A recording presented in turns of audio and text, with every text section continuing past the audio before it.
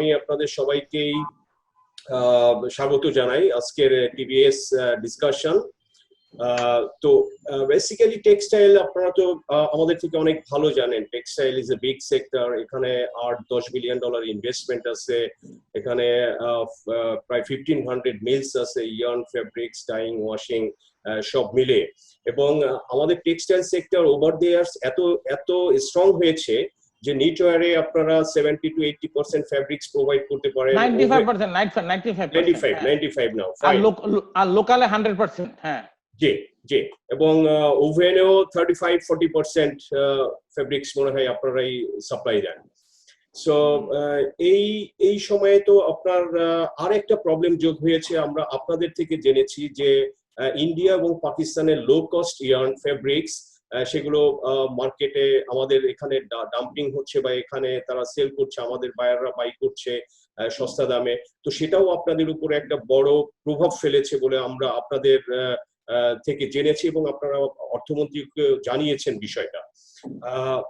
তো এই সিচুয়েশনে প্যান্ডেমিক, আপনাদের স্টক তো অনেক বেড়ে যাচ্ছে, সেল হচ্ছে না। সো সবকিছু মিলে আসলে how is the sector going, এটার আপনার প্রবলেমস কি ফেস করছেন আপনারা, এটার ওয়ে আউট কি হতে পারে, সরকার যে বিভিন্ন স্টিমুলাস প্যাকেজ অফার করেছে সেগুলো আপনারা পাচ্ছেন কিনা, সব মিলে আপনার এখানে ইন্টারন্যাশনাল মার্কেটে আমাদের গার্মেন্টস যদি ওইভাবে এক্সপোর্টটা আবার রিভাইভ না করে তো আপনাদের এই হয়তো এই হিটটা কন্টিনিউ করবে আরো। সব মিলিয়ে আমরা আসলে একটু আপনাদের থেকে জানতে চাই এই টেক্সটাইল সেক্টর নিয়ে। সো খোকন ভাইকে রিকোয়েস্ট করি প্রেসিডেন্ট হিসেবে আপনি শুরু করেন আজকের ডিসকাশন। ধন্যবাদ। আপনারা জানেন বাংলাদেশে primary textile is the very important একটা ভাইটাল সেক্টর। যে সেক্টরে টোটাল আমাদের ইনভেস্টমেন্ট কিন্তু এখন 92,000 কোটি টাকা। আমরা যেটা বলতেছি 8 বিলিয়ন 9 বিলিয়ন, এটা আরো 2 বছর আগের কথা। ইতিমধ্যে আমাদের কুতুবের যে ফ্যাক্টরি, এটারই ইনভেস্টমেন্ট প্রায় 1000 কোটি টাকার কাছাকাছি আমি মনে করি। 2200 কোটি টাকা কুতুবেরটাই। তাহলে এবার আপনি বুঝেন যে বাংলাদেশে টোটাল এই সেক্টরে বিনিয়োগ হলো 92,000 কোটি টাকা। এই সেক্টরে আমরা বলবো সেটা হলো, আপনি একটু আগে বলছেন যে আমরা আমাদের এই সেক্টরে প্রায় আমাদের 450টা স্পিনিং মিল আছে, 800টা উইভিং মিল আছে, 250টা ডাইং ফিনিশিং মিল আছে, সর্বমোট 1500 মিল নিয়ে আজকাল বিটিএম এ বাংলাদেশের ভেরি ইম্পর্টেন্ট ভাইটাল সেক্টর একটি কারণে, সেটা হলো আমরা ব্যাকওয়ার্ড লিঙ্কেজ ইন্ডাস্ট্রিগুলিতে আমরা প্রোডাকশন করি। আমরা গত বছরের যে গার্মেন্টস রপ্তানিমুখী শিল্প, যে পোশাক তৈরি কারখানা আরএমজি যে এক্সপোর্ট করছে $34 বিলিয়ন, তার মধ্যে কিন্তু সুতা কাপড় মিলাইয়া আমরা কিন্তু সাপোর্ট দিয়েছি $23 বিলিয়ন। যেটা কুতুব ভাই সহ আমরা একটা প্রেজেন্টেশন মন্ত্রণালয়ে দিয়েছিলাম, সেদিন কুতুব ভাই ছিল, সেটা ছিল ওই যে বিদ্যুৎ এবং জ্বালানি মন্ত্রণালয়ের মিটিং এ। আমরা সেখানে একটা প্রেজেন্টেশন দিয়ে আমরা গভর্নমেন্টকে বলছি যে আমাদের টোটাল আমরা ব্যাকওয়ার্ড লিঙ্কেজ গার্মেন্টস কি আমরা $23 বিলিয়ন আমরা কিন্তু সাপোর্ট দিয়ে আসছি। আর এছাড়া সেখানে আমাদের রিটেন আর্নিং কিন্তু $12 বিলিয়ন। এবং আপনারা যদি সুতাতে যদি আমরা পৃথক করি, এর মধ্যে থেকে সুতাতে আমরা সাপোর্ট করে আসছি প্রায় 90 থেকে 95%। আর ওভেনকে যদি আমরা ডেনিমকে সহ যদি একত্র করি, ওভেনে আমাদের সাপোর্ট 35 থেকে 40%। আর এই ওভেন থেকে যদি শুধু ডেনিমকে আলাদা করি, আমরা ডেনিম বর্তমানে বাংলাদেশে কোয়ালিটি এবং ভালো ডেনিম বাংলাদেশে কিন্তু 70% সাপ্লাই দেওয়ার মতো সক্ষমতা বাংলাদেশ অর্জন করে। এবং বাংলাদেশের ডেনিমের কোয়ালিটি চায়না এবং ইন্ডিয়ার চেয়ে অনেক বেটার আমি বলবো, কোয়ালিটির দিক দিয়ে এবং মালের গুণগত মান দিক দিয়ে। কারণ যারা যে কুতুবের ফ্যাক্টরি, উনি যে ডেনিম বানাচ্ছে, সুতা উনি মাত্র তুলা আনে, উনি সুতা করে, উনি কাপড় বানায়, উনি ফিনিশিং করে, ওনার কাপড় গার্মেন্টস করে। এতে করে কিন্তু ব্যাকওয়ার্ড লিঙ্কেজের ভ্যালুয়েশন 55%। এটা যদি আপনি যদি ইয়াতে গিয়ে ধরেন আপ টু তৈরি পোশাক শিল্পে ধরেন, সেখানে ভ্যালুয়েশন আরো বাড়ে গিয়া। এবং আমরা মনে করি বাংলাদেশের এই সেক্টর একটা ভেরি ইম্পর্টেন্ট সেক্টর। তাছাড়া আমাদের লোকাল যে মার্কেটটা আছে বাংলাদেশের, এই মার্কেটটার টোটাল সাইজ হলো $8 বিলিয়ন। সেই $8 বিলিয়ন মধ্যে আপনি দেখেন সেটা হলো আমাদের 4টা উৎসব, একটা হলো দুটো ঈদ, একটা পহেলা বৈশাখ, একটা দুর্গাপূজা, 4টা বাঙালির সবচেয়ে বড় উৎসব। আপনার এবার পহেলা বৈশাখে বাঙালি যে আমাদের পহেলা বৈশাখের টার্নওভার দাঁড়ায় 1800 কোটি টাকা থেকে 2200 কোটি টাকা। আর আমাদের রমজানে যেটা রোজার ঈদ, সেখানে আমাদের টার্নওভার থাকে 5,500 থেকে 6,000 কোটি টাকা। এর মধ্যে চ্যারিটেবল যায় প্রায় 2,000 কোটি। চ্যারিটেবল বলতে হলে আমরা যেটা জাকাতের কাপড় টাপড় বলি, যেটা বানায় আমরা সাধারণত দিই। এবং টোটাল লোকাল মার্কেটটা কিন্তু আমাদের বর্তমান যে সাইজ আছে, যদি যদি এখানে যদি স্মাগলিং হয়ে বিভিন্নভাবে মাল না আসতো, টোটাল মার্কেটটা কিন্তু $11 বিলিয়ন মার্কেট। আপনি যদি একজন মানুষের যদি গড় আয় হলো বর্তমানে আপনি জানেন যে মাথাপিছু আয় প্রায় $2085, সেই অনুপাতে আমরা একটা স্ট্যাটিস্টিক্যাল রিপোর্ট করে দিছি, একটা মানুষ সে গিফট পাক আর সে কেউ থেকে আল্লাহর হস্তে পাক আর যেভাবে পাক, সে একটা মানুষ কিন্তু $40 কাপড় পরিধান করতে তার প্রতি মাসে কিন্তু খরচ হয়। সেটা ইকুইভ্যালেন্ট আপনি 16 কোটি মানুষের হিসাব করলে কিন্তু $8 বিলিয়ন নর্মাল হয়। আর আপনি জানেন যে বাংলাদেশের যে ঈদগুলিতে মানুষের কিন্তু একটা কেনাকাটা, এবার এত কোভিড এর মধ্যে মানুষ দেখছেন জীবনের রিস্ক নিয়ে কেনাকাটা করতে কিভাবে গেছে, এবং আমাদের সেই লোকাল মার্কেটটাও এবছর কিন্তু বিশাল আকারে কিন্তু কোভিড এর কারণে মার গেল। সেটা পয়লা বৈশাখের মালগুলি সাধারণত তৈরি করা হয়, মার্চের মধ্যে শেষ করা হয় এবং এপ্রিলের প্রথম সপ্তাহ থেকে বেচাকেনি শুরু হয়, যেহেতু 14 তারিখ পয়লা থাকে। এবং বাঙালির চিরচাহিত সবচেয়ে বড় যে জিনিসটা ছিল হালকাতা, সেই হালকাতাটা কিন্তু এই বছর হয় নাই। চৈত্র সংক্রান্তি 30শে চৈত্র সেটাও হয় নাই। এবং সেখানে যে বিশাল একটা বাজার হারিয়েছে লোকাল মার্কেট, সেই লোকাল মার্কেটটা চৈত্র পয়লা বৈশাখে যে কাপড়গুলি বানানো হয়েছে সেই কাপড়গুলি কিন্তু বিক্রি করতে পারে নাই, সুতা আটকে গেছে। আর আমরা যারা এক্সপোর্ট করতেছি, আমি হিসাব করে দেখছি আমার শুধু ব্যাংক অ্যাকসেপ্টেন্স, আমি আমার অ্যাসোসিয়েশনের পক্ষ থেকে বলছি, 1,90,00,000, তার অর্থ $19 মিলিয়ন, 1,90,00,000 মিলিয়ন আমাদের কিন্তু খালি ব্যাংক অ্যাকসেপ্টেন্স আটকানো ছিল। আর আমাদের $300 মিলিয়ন পার্টি অ্যাকসেপ্টেন্স বিভিন্ন পার্টির কাছে পড়ে আসছিল। আর আমাদের টোটাল অর্ডার পেয়ে শুকার পর পেন্ডিং হয়ে গেছে, তার পরিমাণ প্রায় $2 থেকে $3 বিলিয়ন। আমাদের এই সেক্টরে ক্ষতির পরিমাণ দুইটা মিলিয়ে লোকাল এবং এক্সপোর্ট যদি আমরা বলি, সেই ক্ষেত্রে আমাদের ক্ষতির পরিমাণ $10 বিলিয়ন, স্থানীয় বাজার এবং এক্সপোর্ট মিলিয়ে। আপনি দেখেন আমাদের যে উইভিং মিলগুলি যারা চলে, ইচ্ছা করলে ডাইং আপনি বন্ধ করে দিতে পারেন না।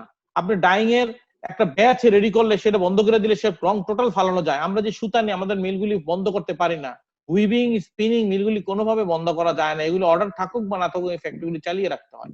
এবং আমরা কিন্তু এই বছর এই ফ্যাক্টরিগুলো কি আপনার ননস্টপ চলে 24 ঘন্টা? হ্যাঁ 24 ঘন্টা, 3টা শিফটে 8 ঘন্টা করে 24 ঘন্টা চলে। Spinning, weaving and dyeing finishing এগুলি 24 ঘন্টা চলে। এগুলি কোনো এক শিফট চলে না, 3 শিফটে চলে। এটা আমাদের দেশ না, সারা পৃথিবীতে এটা 3 শিফটে চলে, কারণ এখানে ব্যাজের ব্যাপার আছে, রঙের ব্যাপার আছে, অনেক কিছুর ব্যাপার জড়িত থাকে।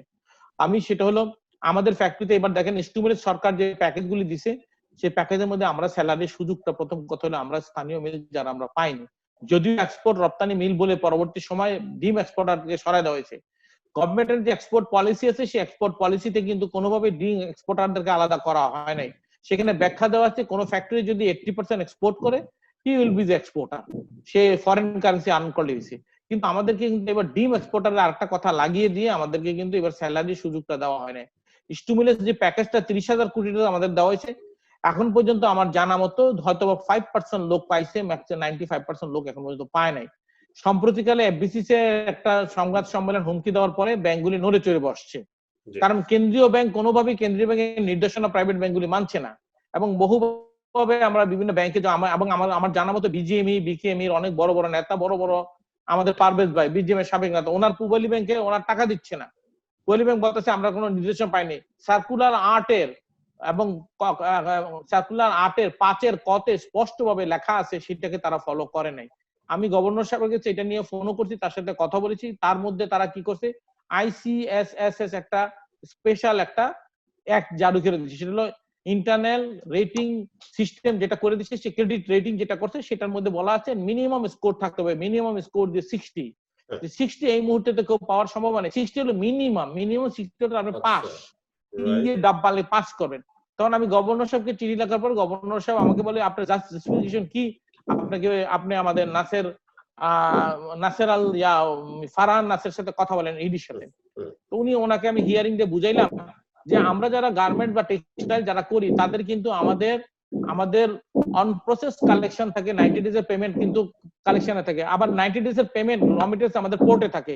এই দুইটা জিনিসকে আমরা ব্যালেন্স শিটে আনতে পারি না। একটা থাকে ট্রানজিট অ্যাসেট, অন্যটা থাকে হলো আন্ডার কালেকশন, এটা থাকে হলো আমাদের ইয়াতে থাকে কালেকশনে থাকার কারণে আমরা সেলসে আনতে পারি না, যার জন্য আমাদের ক্যাশ ফ্লো নেগেটিভ হয়। নেগেটিভ হওয়ার কারণে আমরা কখনো আইসিআরএসএস এর ওই সার্কুলারকে ফুলফিল করতে পারি না। তারপর ওনার সাথে করার পর উনি আইসিআরএসএস উঠালো, কিন্তু তারপরও কোনো ব্যাংক কিন্তু আজ পর্যন্ত এই মাসে কিছু শুরু করছে, কিছু স্টুডেন্ট প্যাকেজ বাংলাদেশ ব্যাংকে গেছে। তাই আমি বলবো যে 5 থেকে 10% এবং আগামী সপ্তাহ থেকে আরো পুরোদমে শুরু হবে।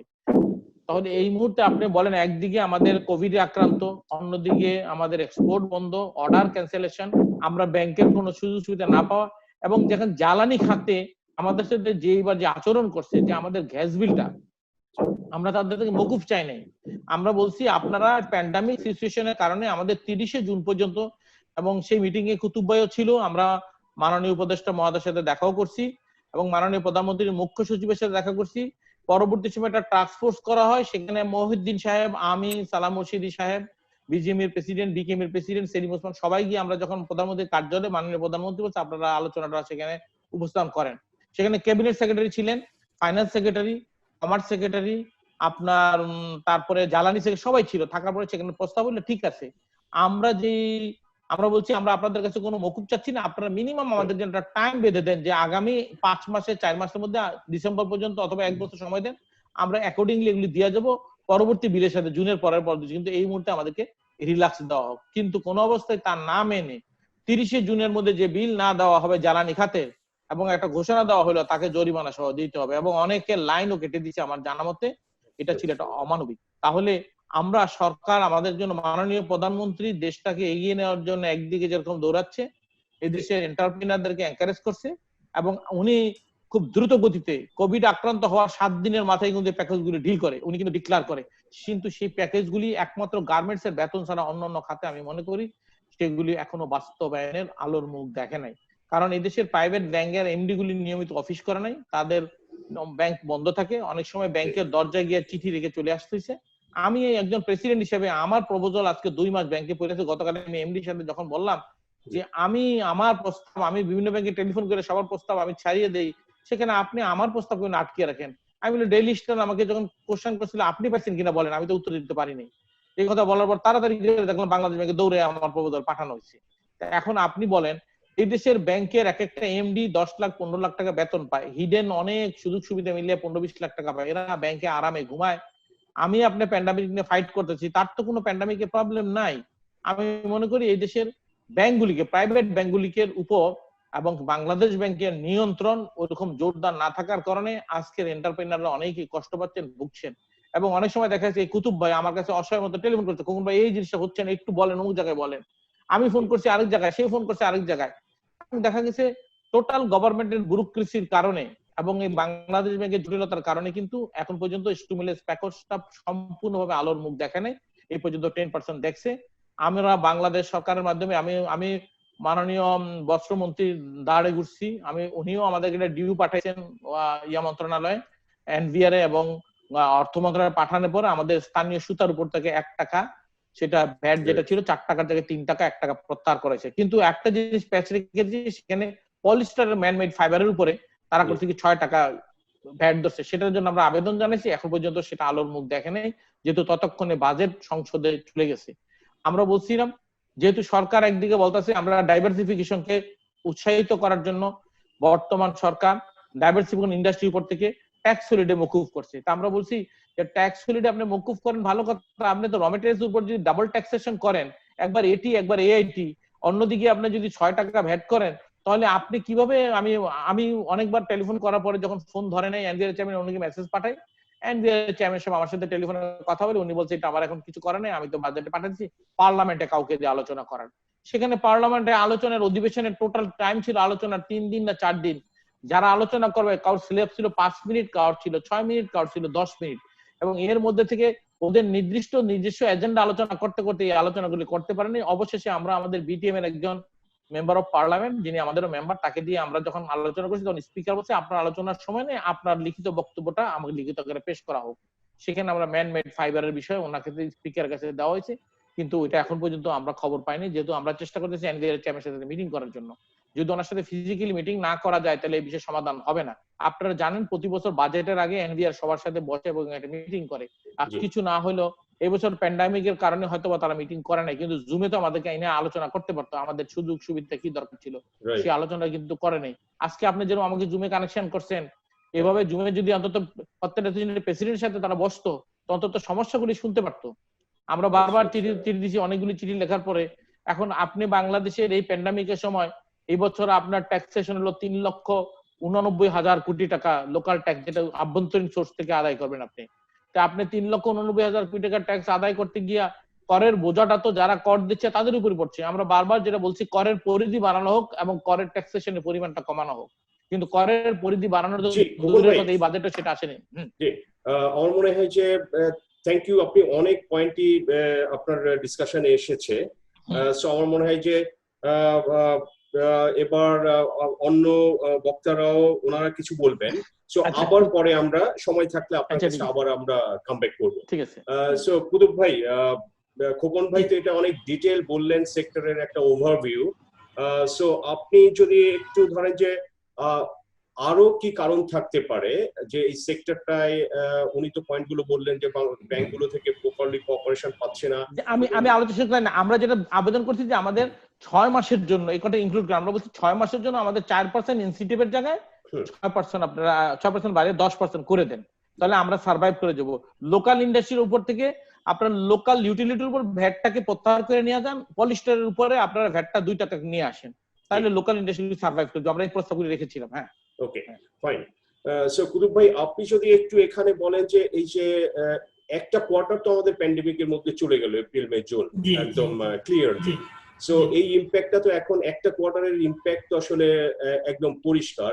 যদি আপনি একটু আপনার কোম্পানি এবং সেক্টরের এই যে একটা কোয়ার্টারে কি পরিমাণ আসলে লস গেল, এবং এখানে তো ব্যাংকের ফাইন্যান্স অনেক ইনভলভ আছে, অনেকে হয়তো ডিফল্ট হতে পারে, সো কিভাবে এখান থেকে আসলে ওয়ে আউটটা সেক্টরের হতে পারে যে যাতে বড় কোনো ক্ষতি না হোক, এমপ্লয়মেন্টটা হিট না হোক, সো এবং সরকার যাতে ট্যাক্সেস পায়, সো সব মিলে আসলে আপনি কিভাবে বলবেন এটাকে? ধন্যবাদ সাজ্জাদ ভাই, আসসালামু আলাইকুম সবাইকে। আমরা কিভাবে চিন্তা করবো যে ইন্ডাস্ট্রিয়াল গ্রোথ করবো, এটার জন্য একটা হলিস্টিক অ্যাপ্রোচ নিতে হবে। আপনি স্ক্যাটার্ড ওয়েতে যদি কিছু চিন্তা করেন, যে ক্রাইসিস ম্যানেজমেন্ট একটা ওয়ার্ড আছে জানেন, এখন একটা ক্রাইসিস চলছে, এখন একটা শর্ট টার্ম আপনার পলিসি নিতে হবে, quick and short term. Again repeat, quick and short term. এইটা খুব দেরি করলেই এটা কোনো কার্যকারিতা থাকবে না। সো এই শর্ট টার্ম, এই প্যান্ডেমিক সিচুয়েশনে we need a very very short term একটা সলিউশন, যেটা দিয়ে আমরা কোম্পানিগুলোকে বা ফ্যাক্টরিগুলোকে বা ইন্ডাস্ট্রিগুলোকে আমরা বাঁচাতে পারি। এটা be it local or export, doesn't matter, or any other industry, put it in this way, not that, কারণ লেবার তো সব ইন্ডাস্ট্রিতেই কাজ করে, আর ইনফর্মাল বলেন ফর্মাল বলেন। আমি যদি অর্থনীতির একটা জিনিস একটু খুব খোলা করে বলি, আমি অর্থনীতির ছাত্র না, আমি জানেন যন্ত্র প্রকৌশলী, আমি পার্সোনালি ব্যক্তিগতভাবে মেকানিক্যাল ইঞ্জিনিয়ার, বাট একজনের বলছিলাম একদিন, তখন আমার সে ইকোনমি বুঝাইছে একদিন, বলে অর্থনীতি তো আপনি বুঝতে চান, আমি তো বলে একটা খুব সুন্দর আপনার ছোট্ট করে বুঝাই, আমি সবারই এটা বুঝাই, এরপরে আমি আবার এটার মাস্টার এক্স, বলে আপনার পকেটে 10টা টাকা আছে, আমি বললাম আছে, বলে এটা 10 টাকাই থাকবে সারা জীবন, ফাইন। এটা যদি আপনি যদি একটা ইট কিনেন, তাহলে এটা কি দাঁড়াবে? তার মানে এটা আপনি একটা ইট যেই মাত্র কিনলেন, গভর্নমেন্ট একটা ভ্যাট পাবে, যেইখানে এই ইটটা তৈরি হয়েছে ওই লোকগুলা কাজ করতেছে, ওখানে একটা ইনভেস্টমেন্ট হয়েছে, ওখানে একটা ব্যাংকের ইনভলভমেন্ট হয়েছে, এই বাটি যেখান থেকে আনতেছে ট্রাক দিয়ে, ট্রাক এই ট্রান্সপোর্ট বিজনেসটা চলতেছে, এবং লেবার গুলা আছে কাজ করতেছে, ইত্যাদি ইত্যাদি। Let's go to forward integration. এটা দিয়ে একটা বাড়ি বানাবে, বাড়ি বানালে সিমেন্ট লাগবে, রড লাগবে, বালু লাগবে, আর্কিটেকচারাল ডিজাইন লাগবে, এগেন রাজুক লাগবে, ইত্যাদি ইত্যাদি, কাঠমিস্ত্রি লাগবে, রাজমিস্ত্রি লাগবে, প্লাম্বার লাগবে, ইলেকট্রিক মিস্ত্রি লাগবে, প্লাম্বার লাগবে, সোফর।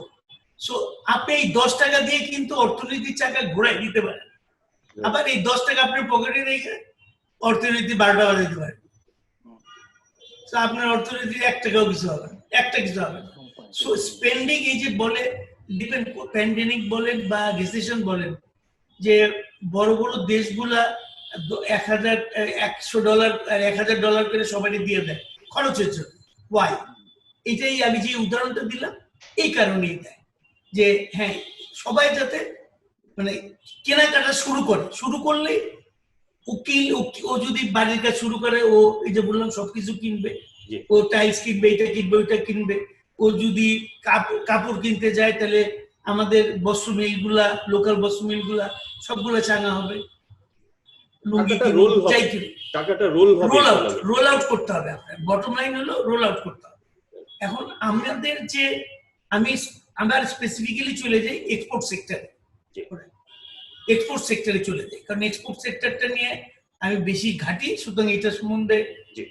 একটু ডেপথ নলেজ দিতে পারবো। জি। গত বছরের সাথে যদি তুলনা করেন তখন আমাদের 0.25 ছিল উচ্চ কর, এই বছর আমাদের এটা হয়েছে 0.5।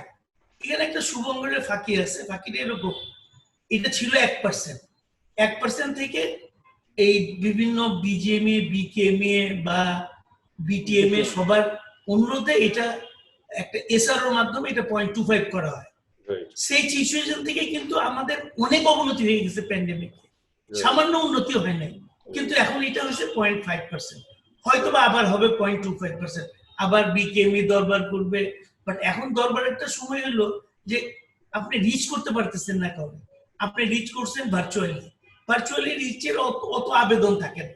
সামনাসামনি হইলে যেভাবে বোঝানো যায়, ভার্চুয়াল ইয়েতে ডেফিনেটলি আবেদন কমে আসে যে কোনো কারণে।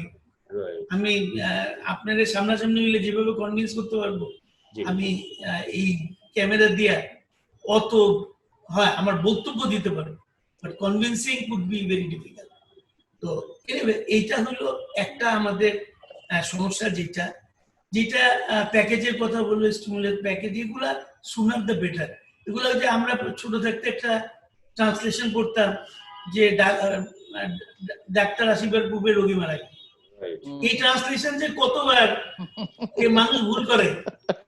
তো এই যে উদাহরণ, এটা যে কত কঠিন উদাহরণ। আমাদের যদি সবকিছুই দেওয়া হয়, সব রোগী মারা যাওয়ার পরে, তাহলে it will not be an effective. আমাদের লোকগুলা কাজ, লোকাল তো খুব ডেঞ্জারাস ব্যবস্থা, এটা তো খুব বাজে। ওদের জাকাতের সময় ওদের হিউজ একটা টার্নওভার থাকে, ঈদের সময় থাকে, বসে এগুলো তো গেছেই। এখন এক্সপোর্টের বেলায় আসা, এক্সপোর্টের কোনো এই মুহূর্তে আমার মতো মিল, যেটা আমরা ওয়ার্ল্ডের প্রথম প্লাটিনাম লিড সার্টিফাইড ফ্যাক্টরি এবং সব ব্র্যান্ডেড আমরা নমিনেটেড, সেখানে আমাদের 50% বা 60% উপরে ক্যাপাসিটি চলে না, তার মধ্যে প্রাইস আবার 20-25% ডাউন। আমি যদি প্রাইস নিয়ে একটা কথা বলি তাহলে আপনি একটু বুঝবেন। আমরা একটা প্রাইস এগ্রি করছিলাম, তারপরে এটা কিন্তু ব্র্যান্ড, তারপরে এটার আবার দাম কমাইলো 5 সেন্ট, সেটাও রাজি হইলাম। তারপরে কমাইলো 18 সেন্ট, ওইটাও ঘাই জুন করে 2 দিন সিওরে বললাম চয়েস আছে তোমার, বলে না আমার কাজ নেই। আমি তো নিয়ে আনো, কি করবো, লস কমাও, মারওয়ারি লস। ঠিক আছে, এখন কি করা যাবে, এখন কিছু তো ওভারহেড পয়সা উঠবে, যা উঠে উঠুক, ফ্যাক্টরিটা তো চলবে তো ন। তারপরে একদিন পরে আবার এসে বলে আরো 5 কমে দিব, তখন উঠলো জিত, বললাম করুন না করে দাও, করে থাকো ফ্যাক্টরি লস করে, আবার মানে 10 সেন্ট 15 সেন্ট ওর পকেট থেকে দিব, আবার এক গোছ কাপড় দিব, এগুলো পারবো না, বাধ্য তো না করে দিছে। এই না করাতে সে বললো না আমরা এটা অনলাইন বিডিং করবো, তোমরা আর চায়না না, আমরা বাংলাদেশ থেকে আমি আর চায়না, তা আমরা বিডিং করলাম।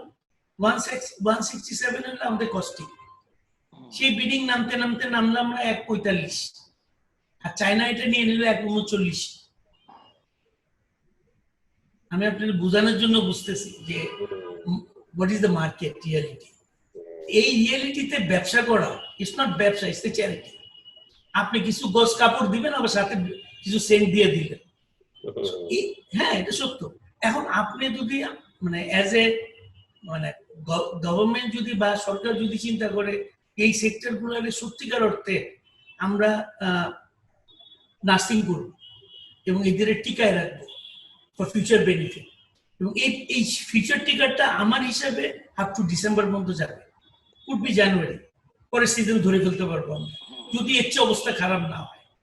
তাহলে আমরা একটা ডিসেম্বর পর্যন্ত একটা টিকে থাকার জন্য ফাইট দিতে রাজি। স্ট্র্যাটেজি হলো যে let's survive up to December. এই ডিসেম্বর পর্যন্ত যদি আমরা টিকে যাই, তারপরে হয়তো আমরা শুভ দিন আস্তে আস্তে দেখা আরম্ভ করব। কিন্তু এখানে স্টিমুলাস প্যাকেজে কতগুলো সহজ জিনিস করতে পারতেন, যেটা আমি মনে করি যে খুব ইজি হইতো। খোকন ভাই একটা বললো যে 30 জুন পর্যন্ত গ্যাস, ইলেকট্রিসিটি বা ইউটিলিটি বিল একটা টাইম দেওয়ার জন্য একটা কথা উঠছিল, এবং এটা মানে ভাবে রাজি হয়েছিল নীতিগতভাবে, বাট ইভেন্চুয়ালি এটা কোনো ম্যাটেরিয়ালাইজ হয়নি। এটাও ইম্পর্টেন্ট আমার হিসাবে। স্টিমুলাস প্যাকেজের চেয়ে যদি ইউটিলিটি বিলটা যদি 50% করে দেয় এখন প্যান্ডেমিক সিচুয়েশনে, at least up to next December, এইটা বরং আমার মনে হয় মোস্ট এফেক্টিভ এবং ট্রান্সপারেন্ট। এবং ট্রান্সপারেন্ট, আমরা কারোর উপর ডিপেন্ডেন্ট হতে চাই না, ব্যাংকের উপর ডিপেন্ডেন্ট। ব্যাংকের যা বললো, ব্যাংকের অজুহাত হলো আমাদের ব্যাংকে তো লোক আসে না। আরে ওই যে মারা গেছে একজন এক্সবিপি, ওই যে ভিপি মারা গেছে, এই জায়গায় 4 জনের কোভিড হয়েছে, এই ব্রাঞ্চ ওপেন। এবং আপনার একটা উদাহরণ দিয়ে বলি, একটা ব্রাঞ্চে আমাদের ডকুমেন্টেশন করেছিল 2 মাস, আমি 43 লক্ষ টাকা ড্যামারেজ দিছি। 43 লক্ষ টাকা ফর ইনফরমেশন। আমি তো লাভ করার দূরে থাক, আমি তো ব্যবসা করতেই পারি না, কিন্তু ওনারা একটা মেইল দিয়ে মাপ চাইছে, যেটা আমি এগ্রি করি। ওই ব্রাঞ্চটা নাকি বন্ধ ছিল। ব্রাঞ্চ বন্ধ থাকতে পারে, ব্রাঞ্চে ফরেন এক্সচেঞ্জ যদি কেউ ডিল করে, তাহলে তো তার ওইটুক দায়িত্ব থাকতে হবে যে আমার ডকুমেন্ট আসলো কিনা, আমার ডকুমেন্ট ক্লিয়ার করতে না। আমি শিপিং লাইনে ড্যামারেজ দিছি, আমি ডিপো ড্যামারেজ দিছি, আমি সব ড্যামারেজ দিয়ে 43 লক্ষ টাকা ড্যামারেজ দিয়ে আমি মাল ক্লিয়ার করছি। তো এরকম একটা অবস্থাতে যেখানে মার্কেটে অর্ডার নাই এবং আমাদের এই যেটা বেতনের যে ফ্যাসিলিটিটা গার্মেন্টসকে দেওয়া হয়েছে, very good magnanimous, very good item. এরকম যদি এক্সপোর্ট সেক্টরে যারা ইনভলভ তাদের যদি দেওয়া যেত এবং এত লাগতো না, গার্মেন্টসের তো লোক অনেক, আমাদের তো লোক অত নেই, বাট এটা কিন্তু যেটা বললো যে আপনার ভ্যালু এডিশন কিন্তু আমরা অনেক বেশি করি টেক্সটাইল ভ্যালু এডিশন করে। আর এখন এমন একটা জিনিস হয়েছে আপনার, এই সময় যদি বলেন বাইরের 2টা ক্রাইটেরিয়া, একটা হইলো এই প্যান্ডেমিকে সারা ওয়ার্ল্ডে মানুষের পারচেজিং পাওয়ার কমে গেছে, অ্যাবসলিউট কমে গেছে, এবং পোশাক কোনো সময় মানুষের ফার্স্ট চয়েস না। মানুষের ফার্স্ট চয়েস হইলো থাকা খাওয়া, এটার পরে ওদের থার্ড চয়েসে গিয়ে আসে যে একটু কাপড়। দামি কাপড় কেনার তো প্রশ্নই ওঠে না, কোনো যাওয়ার জায়গা নেই। আপনি এক গাদা জুতা আছে, আপনি পরতে পারবেন না, আপনার অনেক শাড়ি কাপড় আছে, আপনি ঘুরতে যেতে পারতেছেন। সো আপনার এগুলো কোনো দরকার নেই। এই মুহূর্তে দরকার যেটা, সেটা হলো থাকা খাওয়া। কাপড় একদমই মানে কিন্তু অনেক পরের সেগমেন্টে এসে প্রায়োরিটিতে আসে। এই জায়গায় আমরা যদি অর্ডার কালেক্ট করতে যাই, আমাদের যদি পার্শ্ববর্তী দেশগুলোর সাথে কম্পিট করতে হয়, যাদের তুলা আছে, কম দামে তুলা আছে, আমাদের তুলা নেই। আমরা তুলা কিনি সিজনে, এবং সিজনে যখন কিনছি গত অক্টোবর নভেম্বরে, তখন তো দাম কম ছিল না, অনেক বেশি ছিল, 90-এর উপরে ছিল। হ্যাঁ, তো সেই তুলা কিনা এখন যদি কম্পেয়ার করে 70 সেন্টের সাথে, ওরা তো 70 সেন্টের সাথে আমি কম্পেয়ার করি, তুলার দাম তো কম। আরে তুলার দাম কম, এটা আসবে তো আরো 6 মাস পরে, সেটাও বোঝানো যায় না। সেই জায়গায় আমরা একটা বিরাট ঝামেলার মধ্যে আছি। আমি বলবো এটা যদি সরকার যদি সঠিকভাবে পলিসি নেয় যে হ্যাঁ পোর্টের থেকে 24 ঘন্টার মধ্যে ক্লিয়ার করে দিব, ইউটিলিটি বিল আপাতত ডিসেম্বর পর্যন্ত 50% করে দিলাম, বিভিন্ন ভাবে কিন্তু সাপোর্ট দিতে পারে আমাদের। 0.25 উৎস করটা উঠাই দিলাম টাইম বিং, কারণ এটা এই সময় উৎস করের কোনো মানে নেই। উৎস কর হলে প্রফিট হলে, প্রফিট হবে কোথেকে, প্রশ্নে ওঠে না। লস হয়ে পুল পাবে না, ফ্যাক্টরি বন্ধ হয়ে যাবে, ফ্যাক্টরি নিয়ে কানবে মানুষ, ব্যাংক টাকা পাবে না, এগুলো নিয়ে একটা বিরাট হইচই হবে আগামী সামনে। এটা আমি একদম দিব্য চোখে দেখতে পাই যে সামনের অবস্থা কিন্তু খুব খারাপ।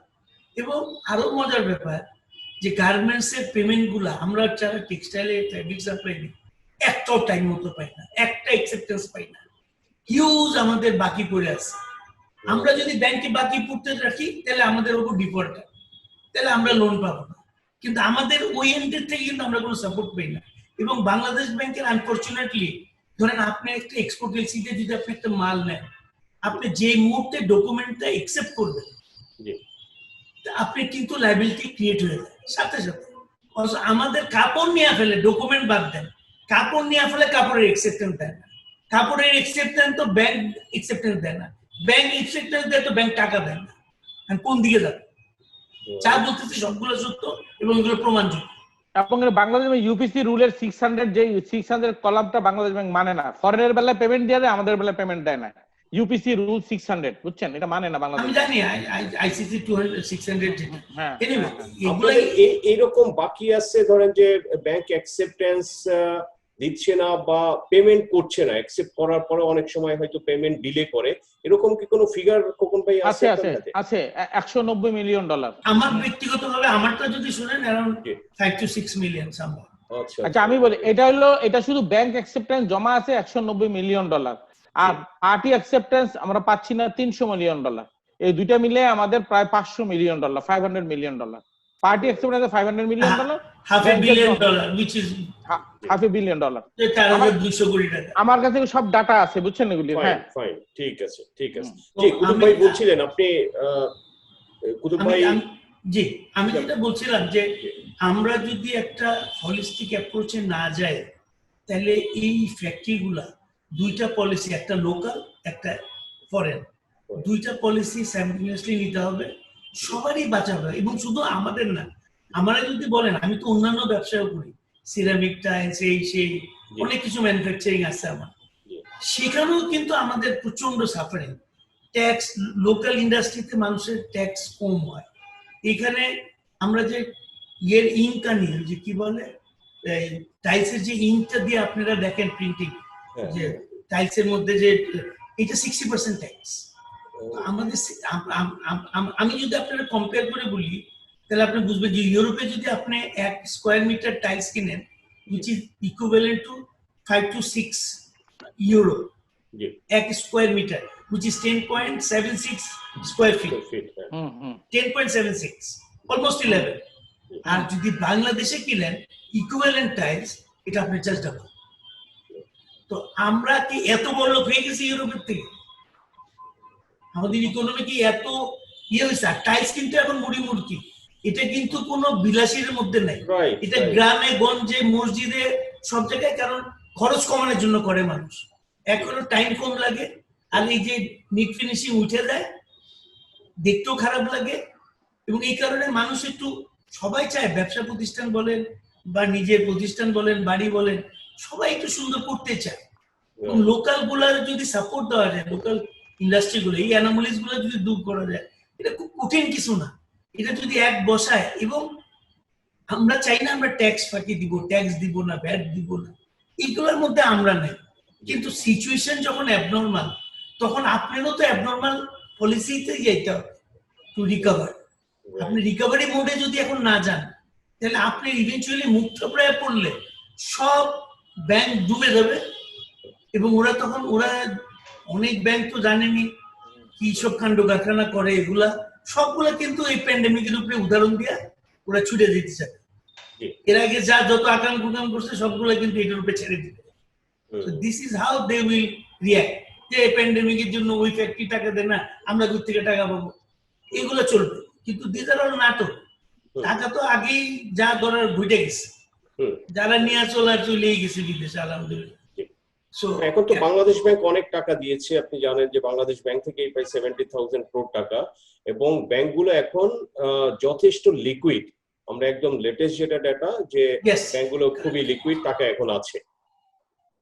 আপনি টাকা থাকলে তো হবে না, টাকাটা তো আপনি হ্যান্ড হয়ে যাবে। আমি যেমন আমার পকেটে 10 টাকা আছে, আপনার তাতে কি? আপনার তাতে কি? এরকম টোটাল অ্যাজ আই সেড, এটা তো প্রথমেই উদাহরণ দিলাম যে আপনার পকেটে অনেক টাকা আছে, আপনার ব্যাংক অ্যাকাউন্টে 10 কোটি টাকা আছে, অর্থনীতির কি যায় আসে?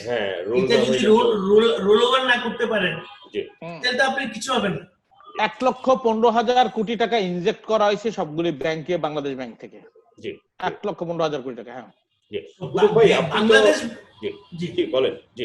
বাংলাদেশ ব্যাংক কিন্তু তার সার্কুলার দিয়ে, তাদের লিমিটেড রিসোর্স দিয়ে, আমি বলবো যে দে আর ওয়ার্কিং প্রোঅ্যাক্টিভলি। কিন্তু আমাদের ব্যাংক গুলো এই প্রপোজাল এখন পর্যন্ত পাঠায়নি। অনেক ব্যাংক প্রপোজাল পাঠায়নি, আমি জানি। আমি এগুলো নাম বলতে চাই না, কারণ এগুলা ইন্ডিভিজুয়ালি বলা ঠিক না, বাট রাইট, হ্যাঁ, নাম না হলেও চলবে। আমি না নাম বলতেও চাই না। জি, জি, ইভেন আমরা গতকালও আমি কয়েকজনের সাথে আলাপ করছি যে ভাই আপনারা প্রপোজালটা তো পাঠাবেন বাংলাদেশ ব্যাংকে, এইটা না লটারির টিকিট না গেলে তো লটারি পাবেন না। জি, জি। তো বাংলাদেশ ব্যাংকে তো আপনি দোষ দিতে পারবেন না, কারণ ওরা তো টাকা দেওয়ার জন্য বসেই আছে। এই টাকা ওদের কাছে তো চাইতে হবে আমাদের, জি, জি। না চাইলে আমরা কিভাবে দিব? আর 2 দিন পরে দেখবেন কিছু লোক পাইছে, শেষ হয়ে গেছে টাকা, তারপরে বাকি সবাই আমরা আঙ্গুল চুষবো। Right, right. So these are the মানে সিনারিও বলবো না, but this are the reality. আমি বলবো যে it's not scenario, it's reality. But এগুলা খুব ইজি কিন্তু সলভ করা যায়। যতগুলা প্যাকেজ দেওয়া হয়েছে, প্যাকেজগুলা কিন্তু অনেক ইজি সিস্টেমে করা যেত, ভেরি ইজি এবং ট্রান্সপারেন্ট, এবং আমি বলবো যে অ্যাকাউন্টেবিলিটি ইনশিওর করে, যেটা গার্মেন্টস সেক্টর একদম ইজি। আপনি যদি টোটাল এক্সপোর্ট ধরে নেন যে আমাদের এক্সপোর্ট 34 বিলিয়ন, এবং কতগুলা ফ্যাক্টরি আছে, কতগুলা ইয়ে আছে, এই যে কতগুলা মানে যে আমাদের 5,000 কোটি টাকা বা 4,200 কোটি টাকা দিচ্ছে সম্ভবত, না 5,000 কোটি টাকা, তো 5,000 কোটি ডিভাইডেড বাই 34 বিলিয়ন যদি দেন, তাহলে পার বিলিয়নে আপনি জানবেন কত টাকা, পার মিলিয়নে আপনি জানবেন কে কত এক্সপোর্ট করছে, তারে তত টাকা লোন দিয়ে দেন। আপনি তো লোন দিচ্ছেন, এটা আপনি ব্যাংকিং চ্যানেলেই দিতে পারেন, এবং ব্যাংক রিকভার করে আপনাকে ফেরত দিবে, কারণ এরা তো এক্সপোর্টার, এরা এক্সপোর্ট করছে তো গত বছর। তো এইটা দেখেই তো আপনি দিয়ে দিতে পারতেন। আপনার ওই স্যালারি এই সে এত নিটিগ্রিটিতে যাওয়ার সময় কই, যেখানে আপনাদের লোক বল নাই। আমি অনেক সলিউশন দিছিলাম, but unfortunately nothing was accepted. But this are all easy solution. এটা ট্রান্সপারেন্সিও থাকতো, এতে অ্যাকাউন্টেবিলিটিও থাকতো। যে কোম্পানি এক্সপোর্ট করে তারে আপনি ধার দিলে টাকা পাবেন, যে কোম্পানি এক্সপোর্ট করে না তারা ধার দিলে আপনি টাকা পাবেন। ও তো ঠিক, এক্স্যাক্টলি। তো এগুলো বুঝতে হবে যে আপনার 4,000-5,000 গার্মেন্টস ফ্যাক্টরি চলে কয়টা, এই ফিগারে আসতে হবে। কেমন চলে ভাই আপনার? কত 2,200 2,000 এরকম চলে, 1800 এখন 1800 মতো অ্যাক্টিভ। অনেক পয়েন্ট এনেছেন এবং অনেক স্পেসিফিক ছিল, এবং ব্যাংকের বিষয়টা তো খুব কমন দেখলাম, আপনি এবং খোকন ভাই দুইজনই একই পয়েন্টটা বললেন। এবং এবার একটু আসতে চাই শাহিদ আলম ভাইয়ের কাছে। আমরা তো অলওয়েজ একটু আপনার এক্সপোর্ট মার্কেটটা বেশি ফোকাস করে মিডিয়ার নিউজেও আমরা দেখি, বাট লোকাল মার্কেটটা আসলে ওইভাবে আমরা অত বেশি লিখি না, এবং ইনফ্যাক্ট আমি বলবো যে আমরা অত বেশি জানিও না। সো একটু আপনাদের তো এই যে খোকন ভাই খুব রাইটলি বলেছেন যে আমাদের 4টা বড় উৎসব, তো এর মধ্যে তো আপনারা মিস সবগুলোই অলমোস্ট মিস হয়ে গেল। পয়লা বৈশাখ একটা বড় মার্কেট, আপনার রোজার ঈদটা তো সব থেকে বড় ফর ক্লথিং, কোরবানি ঈদ, এবং কোরবানি পরপরে আসবে দুর্গাপূজা, সেটাও মিস হবে। সেই এবার দুর্গাপূজা হবে না। রাইট। তো আপনাদের সেক্টরের আসলে এই মুহূর্তে কি অবস্থা? বিকজ এখানে অনেক ছোট ছোট আছে, সো এখানে কি আসলে যে একটা এমপ্লয়মেন্ট, লোকজন যে চাকরি করে সেগুলো কি মানে তারা কি আসলে চাকরি, এখানে জব কাট হয়েছে বা আপনাদের কি পে কাট হয়েছে? তার আগে একটু আপনার সেক্টরটার যদি বলেন যে এটা টোটাল আসলে গত বছরের ঈদে কেমন আপনাদের সেলস ছিল, এই বছর পয়লা বৈশাখে তো একদম, সো ব্যাংকের লোন এক্সপোজার হয়তো আছে, অনেকে বন্ধ হয়ে যেতে পারে ছোট, তো সব মিলে যদি আপনি একটু আপনার সেক্টরটা বলেন। লোকাল মার্কেটের একটা সিস্টেম হচ্ছে যে সারা বছর যে বাকি, আমি তো কিছু ক্যাশিয়ার কিছু বাকিতে যায়, আমাদেরটা অ্যাকচুয়ালি এক্সপোর্টের মতো না। তো চৈত্র মাসের লাস্টে সারা বছর যে বাকিগুলো কালেকশন, এখন এই গতবার এই চৈত্র মাসের সময় মার্কেট গুলো লকডাউন ছিল, তো কোনো টাকা কালেকশন হয়নি। এটা অনেক বড় একটা সমস্যা, এটা ক্যাশ ফ্লোর জন্য একটা বড় সমস্যা, এবং ওইটা এখনো উঠে আসি না। আর এটার ব্যাংক ইন্টারেস্টও আমাদেরকে ক্যালকুলেশন করতে হবে। আর যে হালখাতা যেটা হয় ওটা উনি অলরেডি বলেছেন যে পয়লা বৈশাখে যেটা হালখাতা হয়, একটা উৎসব থাকে, সেটা হয় না। একটা বড় মার্কেট ছিল, জাকাতে কাপড় হয় না, ঈদের বাজার হয় নাই। এখন যে আশঙ্কা যে সামনে কোরবানির ঈদও খুব সম্ভব হবে না, একটা সেক্টর কিভাবে টিকে থাকতে পারে? এখন সরকার যে প্রণোদনাগুলো দিয়েছে এটা মোটামুটি ভাবে এক্সপোর্ট গুলোকে কেন্দ্র করি অনেক, বা গার্মেন্টস কে ওনারা যথেষ্ট অগ্রাধিকার দেন, কারণ গার্মেন্টস এর সুবিধা আছে। যাই হোক, গার্মেন্টস এর উপর জোর দেন, অন্যান্য কিছুর উপর জোর দেন। কিন্তু এই যে আমাদের যে সেক্টরে যখন ভ্যালু এড যদি বলি, কারণ আমাদের ভ্যালু এড হচ্ছে আমাদের আসে 70% উপর ভ্যালু এড আসে। কিভাবে? আমরা শুধু তুলাটা কিনি, এরপরে সেখান থেকে সুতা হয়, কাপড় হয়, ডাইজ হয়, অনলাইন ফিনিশিং হয়ে একদম দোকান পর্যন্ত যায়। আমরা টোটালটাই কিন্তু ফুল চেইনটা কিন্তু আমাদের দেশে ভ্যালু এড হচ্ছে। এবং লোকালের মধ্যে ভ্যালু এড কিন্তু আর কেউ করে না। এই যে আমার প্রেসিডেন্ট প্রেসিডেন্ট যেটা বললো যে $8 বিলিয়ন মার্কেট, এটার মধ্যে খুব সামান্য একটা অংশ আসে তুলা, আর বাকিটা কিন্তু ভ্যালু এড হচ্ছে পুরোটাই। সেই অনুযায়ী আমাদের যে নজরটা আমাদের গভর্নমেন্ট আমাদের প্রতি থাকার আমরা আশা করেছিলাম ততটা আমরা পাই না। আরেকটা জিনিস হলো যে সরকার যে প্রণোদনা গুলো দিয়েছে, একটা প্রণোদনা সেটা ব্যাংকের উপর নির্ভর করে, এটা সবাই জানে, এটা অলরেডি ওনারা আলোচনা করেছেন যে ঘুরে ফিরে এটা না দেওয়ার একটা চেষ্টা তাদের আছে, আমরাও একই সমস্যায় আছি। কিন্তু বেতনের যে ব্যাপারটা, এক্সপোর্টের যে বেতনটা দিল, কুতু ভাই বড় ভাই যেটা বললেন যে সোজা করে না দিয়ে ওনারা যেইভাবে দিল, এটা নিয়ে যতটা টাকা দিল এর চেয়ে বেশি কথা হইল। এমন একটা ভাব যে গার্মেন্টস কে অনেক টাকা দিয়ে দিছে, কিন্তু এই যে তাদের রকেট, তারপর কি টাকা দেয় বিকাশ, এই সে অ্যাকাউন্ট এই সে কইরাটরা, এই ছোট একটা টাকার জন্য যে এত বড় একটা ব্যাপার হইলো, যেটা কুতুব ভাই যেটা বললো যে তার এক্সপোর্টের সাইজ অনুযায়ী তাকে লোন স্যাংশন করে দিলে হয়ে যেত।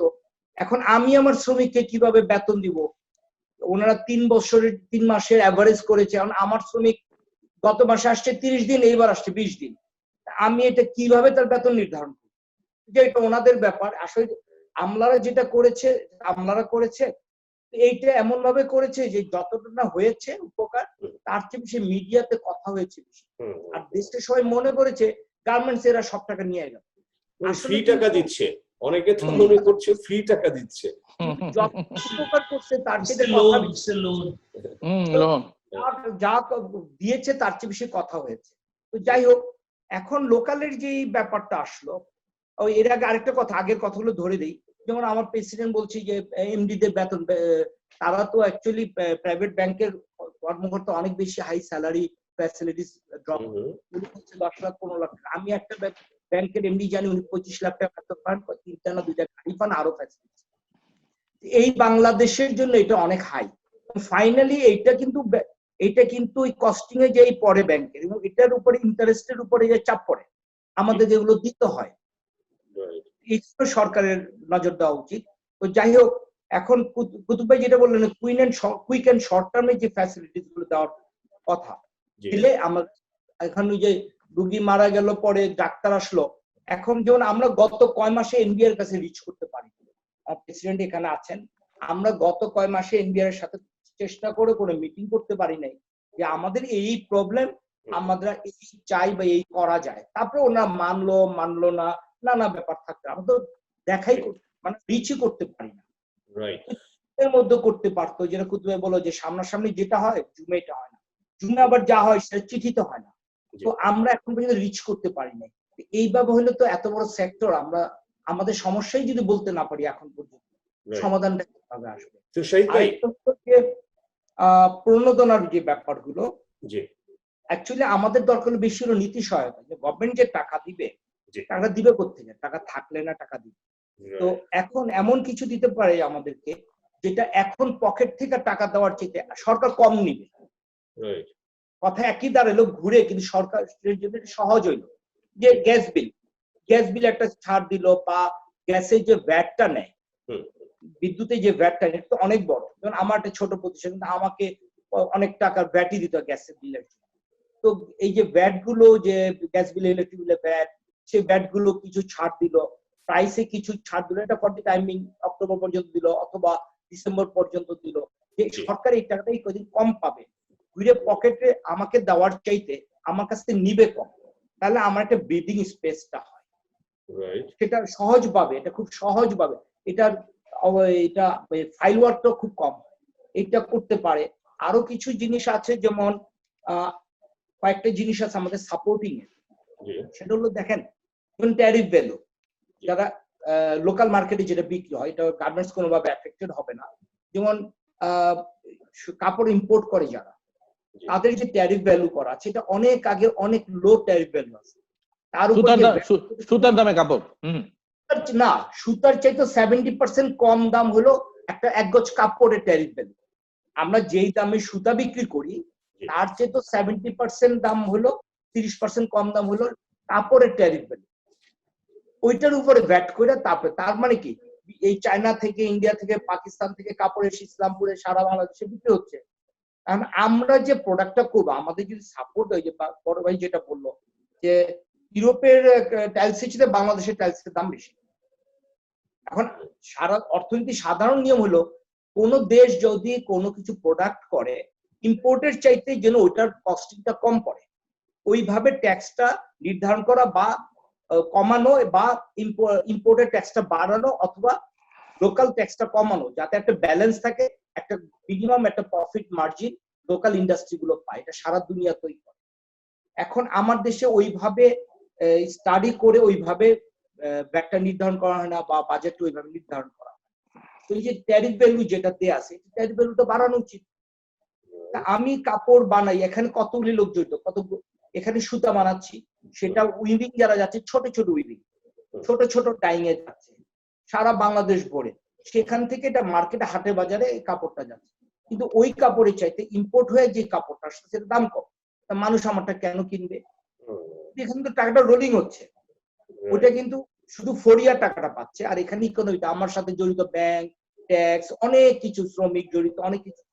ওইটা হচ্ছে জাস্ট ইম্পোর্টার এবং তার সাপ্লায়ার জড়িত, আর কেউ না কিনে ওটা ইকোনমিতে কোনো অবদান রাখতেছে। এর মধ্যে একটা আমি ওনাকে সাপ্লিমেন্ট করি একটু। এখানে কাপড় আসে কেজিতে $2.60, বুঝছেন, ট্যারিফ ভ্যালু যারা ইম্পোর্ট করে আনে।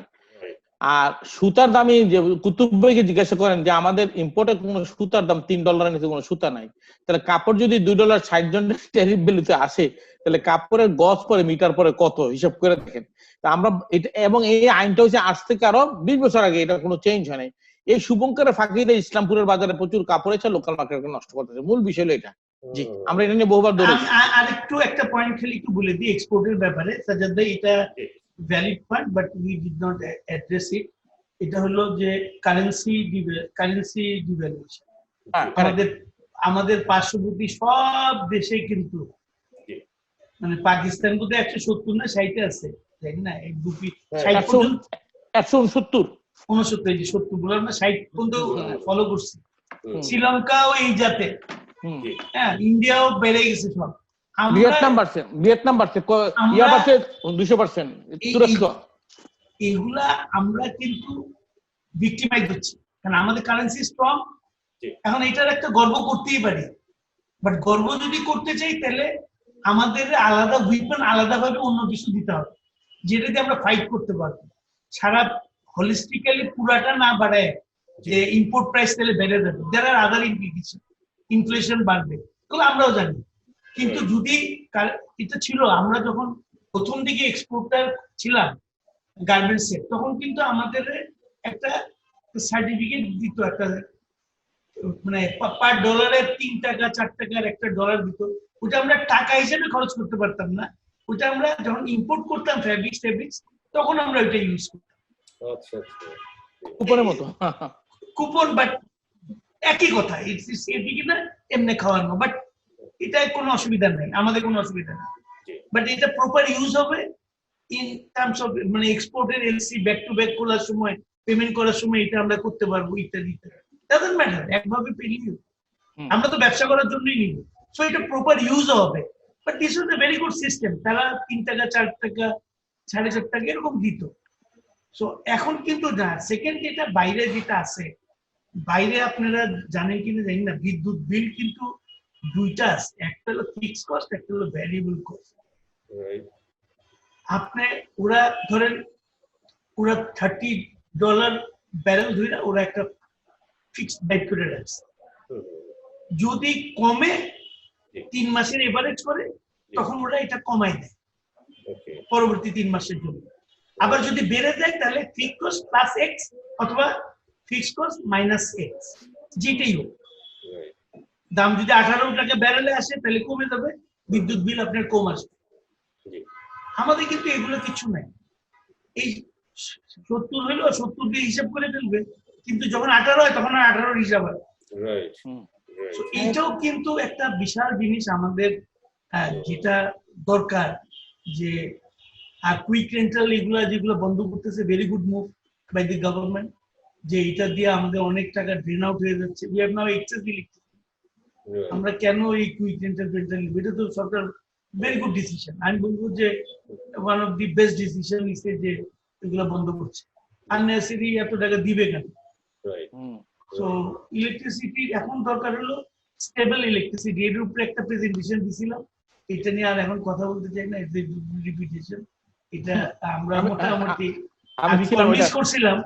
আমি কনভিন্স করতে পারছিলাম যে electricity production and stable electricity, efficient and consistent electricity is not the same thing. মানে আপনার প্রেজেন্টেশনের পরে আপনি যদি বুঝায় বলি যে ধরেন আমি 10 মেগাওয়াট বিদ্যুৎ নিচ্ছি, which is genuine, একদম আপনার প্র্যাকটিক্যাল উদাহরণ। আর আমি সেদিন বিদ্যুৎ দিছি, তখন ওইটা আমি আমার লেভেলে, কনজিউমার লেভেলে আমি পাইছি 27 কেভি, 33 কেভি এর যায়। তো 27 কেভি আমার মেশিন চলে না, কারণ সব এগুলো অটোমেটিক এবং ফুললি অটোমেটিক মেশিন। আমি কি করছি তখন, এভিআর আনছি, ভোল্টেজ স্টেবিলাইজার। এটা ইন্ডাস্ট্রিয়াল ভোল্টেজ স্টেবিলাইজার, আপনি ছোট মোটো না, 5 কোটি টাকা খরচ করে আইনা আমি এটারে স্টেবল করে এটারে 33 এ নিচ্ছি। তারপরে আরবি এটারে আবার যে কোনো কারণে ওরা আবার এটারে কারেক্ট করে দিল। কারেক্ট করার পর আসা আরম্ভ করলো 34। এটা আমার জন্য কি, এটা কোনো ডিভাইস তো আমার কাছে নাই। Got my point. সো এটারও ঠিক করে দিছে। সো আমি একটু প্র্যাকটিক্যাল বলতেছি, একদম প্র্যাকটিক্যাল। এভিআর আনলাম, তারপরে যখন আমি ইলেকট্রিসিটি চলে যায় তখন আমি জেনারেটর ইউজ করি। জেনারেটর আসা এবং পাওয়ার চলে যাওয়ার মাঝখানে যে গ্যাপ, সেটা could be 1 minute, could be 45 second, could be, এই সময় কিন্তু আমার পুরো প্ল্যান বন্ধ হয়ে যায়। তার মানে আপনি পুরো আপনার কনসিস্টেন্সি প্রোডাক্টের শেষ। আপনার প্রোডাক্ট যদি ডাই হইতে থাকে, তখন ডাইং এর 14টা বাজে, কারণ ডাইংটা, ডেনিমের ডাইংটা হয় অক্সিডেশন। অক্সিডেশন হলো বাতাসের সাথে এটা মিলে। এখন যদি আপনি বন্ধ রাখেন, তাহলে তো এটা ইনফিনিট বাতাস নিচ্ছে। এর অক্সিডেশন আরেকটা কমবে, সেই হয়ে যাবে। মানে এটার কালার শেড এসে পড়বে। আমরা এরকম কত যে ফেলি, এগুলার কস্টিং আল্লাহ জানে, এগুলা তো বলি না। বাট তারপরেও আমরা আশাবাদী যে আমাদের মনে হয় যদি একটু চিন্তাশীল লোক যদি থাকে এবং এটা নিয়ে যদি শর্ট টার্ম একটা প্ল্যানিং করে, জাস্ট ডিসেম্বর পর্যন্ত এই ফ্যাক্টরিগুলো বেঁচে থাকুক, লোকগুলা চাকরি করুক, এন্টারপ্রেনার গুলা জীবিত থাকুক, তাহলে অনেক কিছু কিন্তু করতে পারবে। আগামী বছর আমরা আবার আমাদের গ্রোথ 8.5, 10, 11 পর্যন্ত তো গেছে অনেকে, আমরা তো যেতে পারি। আমাদের তো এক্সাম্পল আছে, আমরা পারবো, কিন্তু আমাদের টিকায় রাখতে হবে। অসুস্থ হয়ে গেলে আমরা আর ডিম পারতে পারবো না। রোগী যেরকম হয় না, মুরগি ডিম পারে না, তখন অসুস্থ হয়ে গেলে আমাদের অবস্থা তাই হবে। আমরা কুত্তে ডিম পারবো, আমরা চুপচাপ অসুস্থ হয়ে যাবো। থ্যাংক ইউ সাজ্জাদ ভাই, অনেক কিছু সাজ্জাদ ভাই, ইউটিউবের পয়েন্টে কয়েকটা আমি একটু ধরায় দিই, যে উনি যেটা বলে একমত হইয়া, সেটা হলো যে 2014 সালের আগ পর্যন্ত বিলটা ছিল 4 টাকা সামথিং, গ্যাসের বিলটা জেনারেটরের জন্য। 200% উপরে আছে। গত 6 বছরে 257 4 সামথিং, 4 বছরে বাড়ছে টোটাল 400%। 4 টাকা থেকে 8 টাকা, পরে 9 টাকা, পরে 15 টাকা। 4 বছরে যদি 400% বাড়ে, তো একটা যেটা আমাদের তাহলে একটা সেক্টর থাকে না। এই বিদ্যুৎ বিলটা ইন্ডিয়া পাকিস্তানে কেমন, আপনারা কি কেউ বলতে পারেন? আপনি একটু ধরায় দিই, আপনি একটু সাজেব একটু ধরায় বলতে। তো আগে, অনেক আগে, ধরেন 2007-এর আগে যদি যাই, ওটা বিল ছিল আমাদের 2 টাকা 65 পয়সা। 2 টাকা 65 পয়সা যখন ছিল, তখন ক্যাপটিভ, মানে যারা আমরা জেনারেটর, গ্যাস থেকে জেনারেটর দিয়ে বিদ্যুৎ, আমাদেরটা আর বিদ্যুৎ কেন্দ্রের বিল ছিল সমান, 2 টাকা 65 পয়সা। ওরও বিদ্যুৎ তৈরি করে, আমরাও বিদ্যুৎ তৈরি করি, পারপাসটা কিন্তু একই, প্রোডাক্ট এক, খরচ এক, এভরিথিং এক। তো ওরা সরকারি, তখন তো বেসরকারি তেমন ছিল না, সরকারের বিদ্যুৎ কেন্দ্রগুলোতে ছিল 2 টাকা 65 পয়সা, আমাদেরও 2 টাকা 65। যেহেতু ওরা দিতে পারে না, আমাদের ব্যবসায়ী যেমন আমার স্পিনিং, আমার কাজ হলো সুতা তৈরি করা, বিদ্যুৎ তৈরি আমার কাজ হয়, এটা বাড়তি যাবে না। তো ওরা বিদ্যুৎ দিতে পারে না, আমি বিদ্যুৎ তৈরি করি, আমারটা আমি ব্যবহার করি একই রেট। পরে যায় 2007 বা 2008 একটু বাড়লো, আমাদেরটা একটু ক্যাপটিভটা একটু বাড়ালো, বিদ্যুৎ কেন্দ্রটা একটু কম থাকে। এরপরে বাড়তে বাড়তে আজকেও আমার উপস্থিত এখন ডাটা নাই তো বাসায়, খুব সম্ভব বিদ্যুৎ কেন্দ্রের বিলটা হচ্ছে 4 কি 5 টাকা বিদ্যুৎ কেন্দ্রের জন্য, আমাদের হচ্ছে 4 টাকা 75 পয়সা। 4 টাকা 5 টাকা। কি কারণে?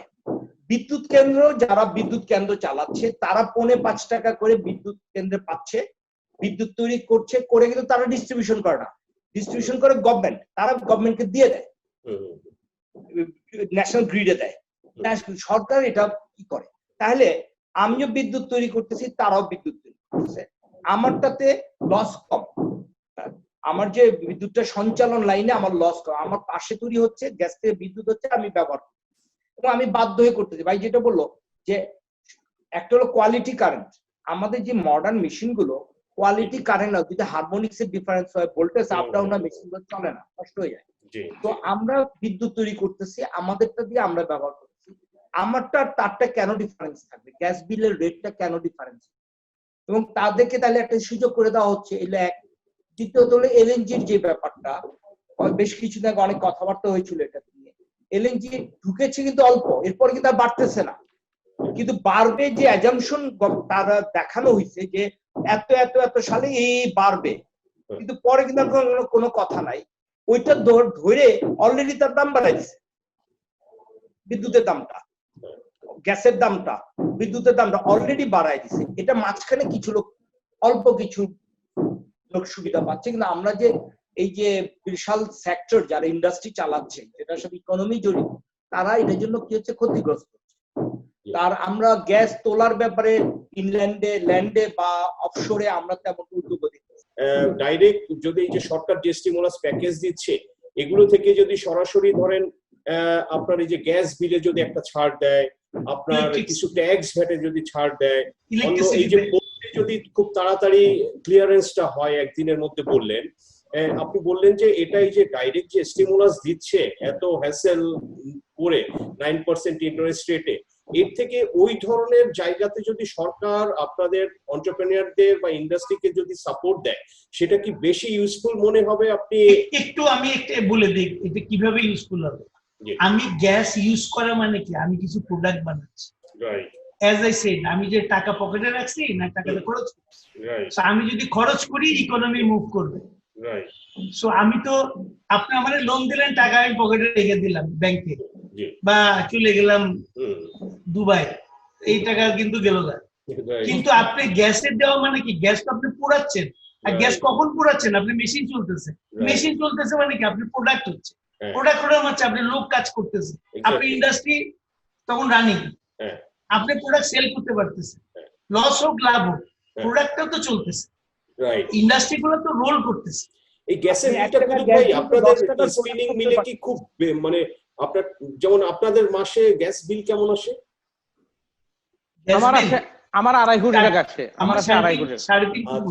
আচ্ছা আচ্ছা, ওকে। আমার ইলেকট্রিসিটি আসে এরকম 3 কোটি। ও 3 মাই গড, রাইট। এবং এর উপরে তো ভ্যাট আছে 15%। 1 টাকা গ্যাস বিল, এক্সপোর্টে ভ্যাট নাই।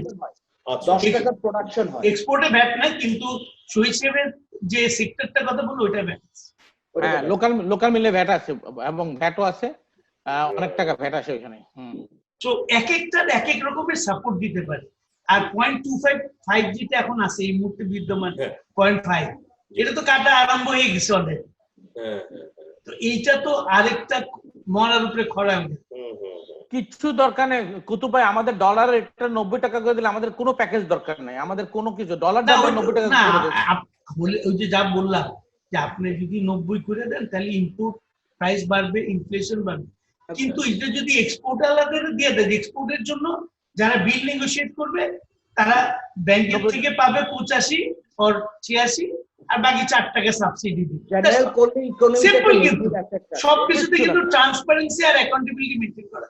কুতুব ভাই, যারা ওয়েজানার স্কিমে যারা আনে, বিদেশ থেকে যারা টাকা পাঠায়, ডলারে বোধহয় 2 টাকা করে পায়। হ্যাঁ বেশি হ্যাঁ। তো এখন পুরো ইকোনমি যদি 90 করে, ইকোনমিতে কিছু নেগেটিভ এফেক্ট আছে। তো যারা এক্সপোর্ট করবে ওইটার এগেইনস্টে যত ডলার হ্যাঁ, এক্সপোর্ট এটাই করবে কুতুব ভাই সেটাই তাদেরকে বললেন। নেগেটিভ অ্যাপ্রোচ না করে পজিটিভ অ্যাপ্রোচ করতে চাই, যে Right, এগুলো কি আমরা করতে পারি না, সেটা ইজি, ট্রান্সপারেন্ট এন্ড অ্যাকাউন্টেবিলিটি ইনশোর্ট থাকে। এক্স্যাক্টলি মানে এই পয়েন্টগুলোই আসলে মানে সরকারের যে প্রিন্ট করে টাকা দিতে হবে নট দ্যাট, ব্যুরোক্রেসিতে যাওয়ার দরকার নেই, ব্যুরোক্রেসিতে গিয়ে আমরা শেষ করি। আর একটা টাকা ইলেকট্রিসিটি বিল কত হয়েছে, 200 টাকা 100 টাকা করে দিল। ট্রান্সপারেন্সি, বিলও ইউজ করলেন না পাবেন। ও যদি ইন্ডাস্ট্রি চালায় ওর বিল তো 200 আসবে, সরকারের দিতে লাগবে না 1 টাকাও। আপনি বুঝছেন?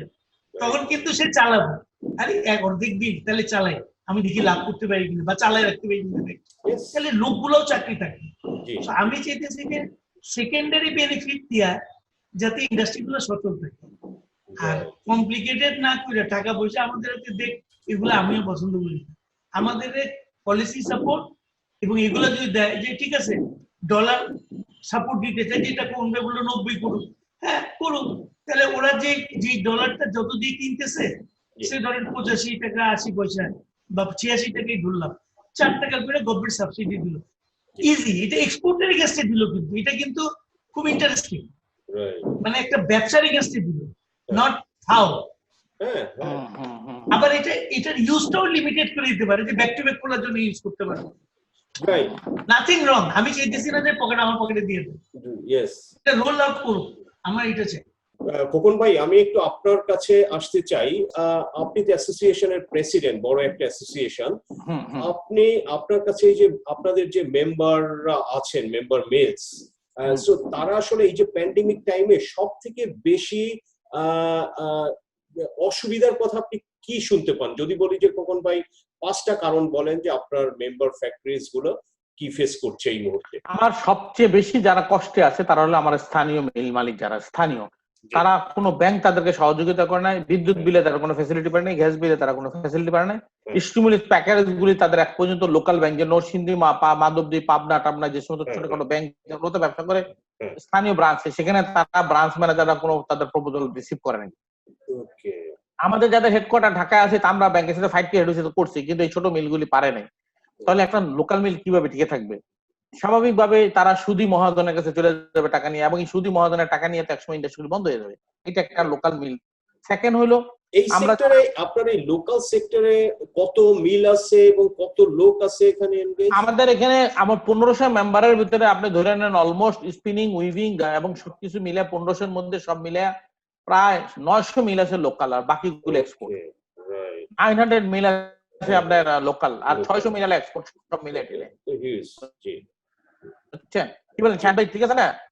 এই শাহ সাহেব, আপনি 70% এর মতো। হ্যাঁ 900 মিল আছে, 900 মিল লোকাল আর 600 মিল হলো সব মিলে। এই হবে। আর আমি বলবো সেটা হলো সেকেন্ড হলো, আর এক্সপোর্টাররা প্রবলেম আছে, সেটা হলো আর অর্ডার বাতিল হয়েছে, যেটা আমি বলছি আপনাদেরকে, অ্যাকসেপ্টেন্স পাচ্ছে না, পার্টি অ্যাকশন পাচ্ছে না। আর লোকাল মিলগুলি একটা হলো সে না পাইছে কোনো সুযোগ সুবিধা, না সে পাইছে বিদ্যুৎ গ্যাস বিলের কোনো ফ্যাসিলিটি, তাকে কিন্তু 15% ভ্যাট, বিদ্যুৎ এবং গ্যাসের বিলের 15% তাকে ভ্যাট দিতে হচ্ছে, এবং বিভিন্ন ইউটিলিটি তার গ্যাস বিল দিতে হচ্ছে, এবং তার লোকাল ভ্যাট, এবং তার মধ্যে ভ্যাট অফিসের দৌরাত্মক, তাকে বেচা কিনি নাই কিন্তু তাকে ভ্যাটের রিটার্ন জমা দিতে হইতেছে নানা কারণে। আমি মনে করব এই মুহূর্তে সরকার স্থানীয় ইন্ডাস্ট্রি টিকে থাকার জন্য এগুলো দিকে দৃষ্টিপাত দেওয়া উচিত। কুতুব ভাই যেটা বললেন, আপনি কি এই পয়েন্টের সাথে এগ্রি যে এখানে আসলে এই যে অন্য ধরনের, ধরেন যে গ্যাস বিলে, ইলেকট্রিসিটি বিলে বা এক্সচেঞ্জ রেটে এই ধরনের সাপোর্টটা বেশি জরুরি দেন এই যে ব্যাংকের লোন থেকে? আপনার সরকার যদি শুধু বলতো যে আমরা এক্সপোর্টারদের জন্য ডলার রেটটা বাড়ায় দেই, আমি এটা করে দেখ, স্থানীয় মিলদের থেকে আমি আপাতত ভ্যাট প্যান্ডামিক টাইমের জন্য আমি উদ্যোগ করে নিয়ে গেলাম, মিলগুলি রান করুক, বিদ্যুৎ বিলগুলি যে 6 মাস পর্যন্ত, জুন মাসে যে বিলগুলি আছে এগুলি রিশিডিউল করে আমরা 1 বছরের জন্য দিয়ে দিচ্ছি, এগুলি যদি প্যাকেজগুলি ফরওয়ার্ড করে দিত তাহলে কিন্তু আর প্রবলেমটা হতো না, আমি মনে করি চাপটা কমে যেত অনেকটা। থ্যাংক ইউ ভেরি মাচ আমাদের সাথে টিবিএস এর সাথে যোগ দেওয়ার জন্য, এবং এটা আমাদের আপনার সিরিজ অফ প্রোগ্রামস, ওয়েবিনারস আমরা করব। সো আমরা শুরু করলাম আপনাদের টেক্সটাইল দিয়ে। So thank you again.